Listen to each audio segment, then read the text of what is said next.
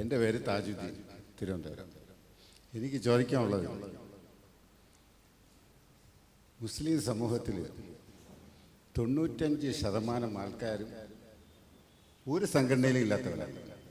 5% ആൾക്കാരാണ് എല്ലാ മുസ്ലിം സംഘടനയിലും ഉള്ളത്. എല്ലാം കൂടി ഒരു 5% കഷ്ടിച്ച് വരും. 95% ആൾക്കാരും പുറത്തേക്കാണ്. നിങ്ങളുടെ ഈ കോലാഹലം കണ്ട് പുതിയ ജനറേഷൻ ഇസ്ലാമിൽ നിന്ന് അകന്നു പോയിക്കൊണ്ടിരിക്കുകയാണ്, യുക്തിവാദത്തിലേക്ക്, നിരീശ്വരവാദത്തിലേക്ക്. നിങ്ങൾ ഈ മുഖാമുഖം സംവാദം ഇങ്ങനെ നിരന്തരമായിട്ട് നിങ്ങൾക്കുള്ള എല്ലാ കഴിവുകളും ഇതിൽ ഒതുക്കി നിർത്തുകയാണ്. യഥാർത്ഥത്തിൽ ഇസ്ലാമിനെ പ്രചാരണം നടത്താനുള്ളത് ജനങ്ങളിലേക്ക് ഇറങ്ങിച്ചെന്ന് അവരുടെ കാര്യങ്ങൾ മനസ്സിലാക്കി അവരെക്കുറിച്ച് പഠിച്ച് അവരിലേക്ക് ഇസ്ലാമിനെ എത്തിക്കണം. പ്രബോധനം അവർക്ക് നടത്താം. ലക്ഷക്കണക്കിന് പ്രവർത്തകർ നിങ്ങൾക്കുണ്ടെങ്കിൽ, അല്ലെങ്കിൽ 10,000 പ്രവർത്തകരുണ്ടെങ്കിൽ വീട് വീടാന്തരം ഇറങ്ങാം, പ്രബോധനം നടത്താം, CD കൊടുക്കാം. ഇതിന് പകരം സമസ്ത കേരളയും അതുപോലത്തെ മുജാഹിദീനും പരസ്പരം അങ്ങോട്ടും ഇങ്ങോട്ടും കടിച്ചു കയറി ശശികല ടീച്ചറെ പോലുള്ളവരെ കയ്യിൽ സമുദായത്തെ കൊണ്ടുവിട്ടു. അവർ കഴിഞ്ഞ പ്രാവശ്യം ഒരു പ്രസംഗം നടത്തിയതാണ്. നമുക്ക് മുസ്ലിം സമുദായത്തെ കുറിച്ച് ഒരു പേടിയില്ല, ഒരു പേടിയും പേടിക്കണ്ട. കാരണം അവർ കടിച്ചു കയറിക്കൊണ്ടിരിക്കണം. നമുക്ക് അങ്ങോട്ട് പോകേണ്ട കാര്യമില്ല, അവർ തമ്മിൽ അടിച്ചു തീർത്തോളും. ഈ ഒരു അവസ്ഥയിലേക്ക് വന്ന സ്ഥിതിക്ക് നിങ്ങൾ ശരിക്കും ഏത് പ്രസ്ഥാനമായിരുന്നാലും ഏത് സംഘടനയായിരുന്നാലും ശരി, ജനങ്ങളിലേക്ക് ഇറങ്ങിച്ചിട്ടുണ്ട് ഇസ്ലാമിനെ, ദീനിനെ പ്രചരിപ്പിക്കുക, അവർക്ക് പറഞ്ഞു കൊടുക്കുക. ഇത്രയാണ് എനിക്ക് പറയാനുള്ളത്. സഹോദരൻ താജുദ്ദീന്റെ സംസാരം ആത്മാർത്ഥമായി തന്നെ നമ്മൾ ഉൾക്കൊള്ളുകയാണ്. പക്ഷേ സഹോദരൻ താജുദ്ദീൻ ആലോചിക്കേണ്ടത്,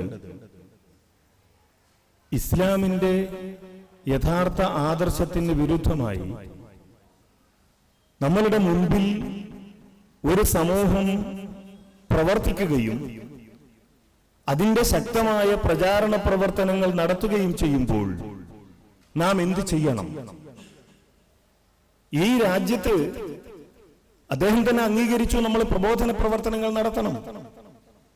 ഈ രാജ്യത്ത് പ്രബോധന പ്രവർത്തനങ്ങൾ നടത്തുവാനുള്ള, നമ്മുടെ രാജ്യത്ത് ഓരോരുത്തരും വെച്ചു പുലർത്തുന്ന ആശയങ്ങൾ ജനങ്ങളുടെ മുമ്പിൽ അവതരിപ്പിക്കുവാനുള്ള അവസരമാണ് സംവാദങ്ങളും ചർച്ചകളുമൊക്കെ. ഒരിക്കലും പരസ്പരം കടിച്ചു കീറുവാനോ ആക്ഷേപിക്കുവാനോ അല്ല. ഞാൻ നേരത്തെ പറഞ്ഞല്ലോ, ഈ കേരളത്തിൽ എന്തുകൊണ്ട് കേരളത്തിന് പുറത്തുള്ള മുസ്ലിങ്ങളെക്കാൾ ഉന്നതി നമുക്കുണ്ടായി? താജുദ്ദീൻ സാഹിബ് ആലോചിക്കണം, അതുപോലെ ചിന്തിക്കുന്നവരാലോചിക്കണം. ഞങ്ങളുടെയൊക്കെ നാട്ടിൽ രാവിലെ സുബഹി നിസ്കാരം കഴിഞ്ഞ് അങ്ങാടിയിലേക്ക് ഇറങ്ങിയാൽ കാണാൻ കഴിയുന്നത് കുറെ ബംഗാളികളെയാണ്.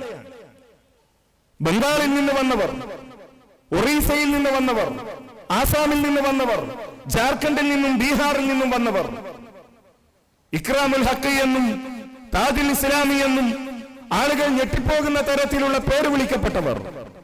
എന്തുകൊണ്ട് ഇന്ത്യയുടെ ഇതര ഭാഗങ്ങളിൽ നിന്ന് ഇസ്ലാമിക സമൂഹത്തിൽ ജീവിക്കുകയും ഒരു തർക്കവുമില്ലാത്ത, ഒരു കടിച്ചുകീറലുമില്ലാത്ത ലോകത്ത് ജീവിക്കുകയും ചെയ്ത ഈ ആളുകൾ കേരളത്തിലേക്ക് വരേണ്ടി വന്നു? വരാനുള്ള കാരണം കേരളത്തിലുണ്ടായ പുരോഗതിയാണ്. ഈ പുരോഗതി ഒരു സുപ്രഭാതത്തിൽ ഉണ്ടായതല്ല. ആക്ഷേപങ്ങളും വെല്ലുവിളികളും ഞാൻ സംസാരിക്കുമ്പോൾ പ്രിയപ്പെട്ട സഹോദരൻ ഇവിടെ ഉണ്ടായിരുന്നു എന്ന് എനിക്കറിയില്ല. വിശുദ്ധ ഖുർആൻ പഠിക്കണമെന്ന് പറഞ്ഞതിന്റെ പേരിൽ, വിശുദ്ധ ഖുർആൻ പഠിപ്പിക്കണമെന്ന് പറഞ്ഞതിന്റെ പേരിൽ, വിശുദ്ധ ഖുർആൻ പഠിക്കുന്ന ക്ലാസ്സിൽ പങ്കെടുത്തതിന്റെ പേരിൽ ഒരു മയ്യത്ത് പള്ളിപ്പറമ്പിൽ മറവ് ചെയ്യാൻ അനുവദിക്കുകയില്ല എന്ന് പറയുകയും അതിന്റെ പേരിൽ കേസ് നടത്തുകയും ചെയ്ത പ്രദേശമാണ് മലപ്പുറം ജില്ലയിലെ അരീക്കോടിനടുത്ത മുത്തന്നൂർ എന്ന് പറയുന്നത്. എന്താ മുജാഹിദുകൾ ചെയ്തത്? ഈ ലാ ഇലാഹ ഇല്ലല്ലാഹ് ആളുകളോട് പറഞ്ഞു, ഈ ലാ ഇലാഹ ഇല്ലല്ലാഹ് എന്ന ആദർശത്തിലേക്ക് ആളുകളെ ക്ഷണിച്ചു. ഇതെങ്ങനെയാണ് കടിച്ചു കയറലാകുന്നത്? ഇവിടെ നേർക്കുനേരെ വന്ന് ചോദ്യം ചോദിക്കുവാനുള്ള ഒരു അവസരം ഒരുക്കുന്നു, വളരെ സമാധാനപൂർവ്വം. സംഘർഷങ്ങൾ ഉണ്ടാക്കുവാനല്ല, പരസ്പരം ആക്ഷേപങ്ങൾ ഉന്നയിക്കുവാനല്ല, വസ്തുതാപരമായി കാര്യങ്ങൾ ജനങ്ങളെ ബോധ്യപ്പെടുത്തുവാൻ, അങ്ങനെ ബോധ്യപ്പെടുത്തുമ്പോൾ ഉണ്ടാകുന്ന സംശയങ്ങൾ തീർക്കുവാൻ എത്രയോ സംവാദങ്ങൾ കേരളത്തിൽ നടന്നു. ഞാൻ പറയട്ടെ, ഞാൻ വളരെ ചുരുങ്ങിയ കാലം മാത്രം ഇസ്ലാഹി പ്രസ്ഥാനത്തിൽ പ്രവർത്തിച്ച് പരിചയമുള്ള ഒരാളാണ്. എന്റെ അനുഭവത്തിൽ 10ഓളം വാദപ്രതിവാദങ്ങൾ കേരളത്തിൽ നടന്നിട്ടുണ്ട്. വളരെ കൃത്യമായി വ്യവസ്ഥകൾ തയ്യാറാക്കി. ഓരോ വിഭാഗവും അവതരിപ്പിക്കേണ്ട വിഷയമെന്ത്, വാദമെന്ത്, ആ വിഷയത്തിലുള്ള വാദമെന്ത്, ആ വിഷയം അവതരിപ്പിക്കാനുള്ള സമയം എത്ര, അത് ഖണ്ഡിക്കുവാനുള്ള സമയം എത്ര, ചോദ്യം ചോദിക്കുവാനുള്ള സമയം എത്ര, ഉത്തരം പറയാനുള്ള സമയം എത്ര, ഓരോരുത്തർക്കും എത്ര അവസരങ്ങൾ എന്നൊക്കെ കൃത്യമായി തീരുമാനിച്ചുകൊണ്ടാണ് ഈ വാദപ്രതിവാദങ്ങൾ നടന്നത്. അതിൽ കൃത്യസമയം പൂർത്തിയാക്കാതെ പോയത് ഒരൊറ്റ സംവാദം മാത്രമേ ഉള്ളൂ, ഇടമുട്ടത്ത് വെച്ച് നടന്ന സംവാദം. മറ്റെല്ലാ സംവാദങ്ങളും വളരെ ഭംഗിയായി ഇതേപോലെ ഈ മുജാഹിദികൾ മാത്രം ഈ വേദിയിൽ ഇരിക്കുന്നത് പോലെ ഒരു ഭാഗത്ത് മുജാഹിദികളും മറുഭാഗത്ത് സുന്നികളും ഇരുന്നു കൊണ്ട് വളരെ കൃത്യമായി പൂർത്തീകരിക്കപ്പെട്ടതാണ്. ഈ ആശയ സംവാദം, ഈ ദൈക്ഷണികമായ പ്രമാണബദ്ധമായ ചർച്ച എങ്ങനെയാണ് ഈ സമൂഹത്തെ കടിച്ചു കീറാൻ മറ്റുള്ള ആളുകൾക്ക് പ്രേരകമാകുന്നത്? എന്തിനാണ് നമ്മൾ വസ്തുതകൾ മറച്ചു വെക്കുന്നത്? ഉത്തരേന്ത്യയുടെ തെരുവുകളിൽ ദലിതുകളെയും മുസ്ലിങ്ങളെയും സംഘപരിവാറിന്റെ ആളുകൾ അടിച്ചുകൊല്ലുകയും കെട്ടിത്തൂക്കുകയും ചെയ്തത് മുജാഹിദികളും സുന്നികളും തമ്മിലടിച്ചത് കൊണ്ടായിരുന്നു. എന്തുകൊണ്ടാണ് കേരളത്തിൽ അത് നടക്കാത്തത്? 1925 ഫാസിസ്റ്റ് പ്രസ്ഥാനം രൂപീകരിക്കപ്പെട്ടത് മുതൽ കേരളത്തിൽ യൂണിറ്റ് ഉണ്ട്.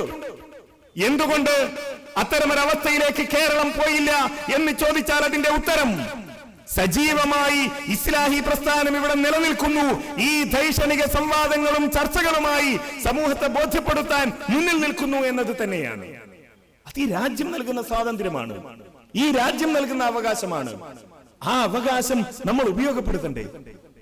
ജനങ്ങളുടെ മുമ്പിൽ ഇത് പറഞ്ഞു കൊടുക്കേണ്ട ബാധ്യത നമ്മൾ നിർവഹിക്കണ്ടേ? ആ ബാധ്യത നിർവഹിക്കുക മാത്രമാണ് മുജാഹിദികൾ ചെയ്യുന്നത്.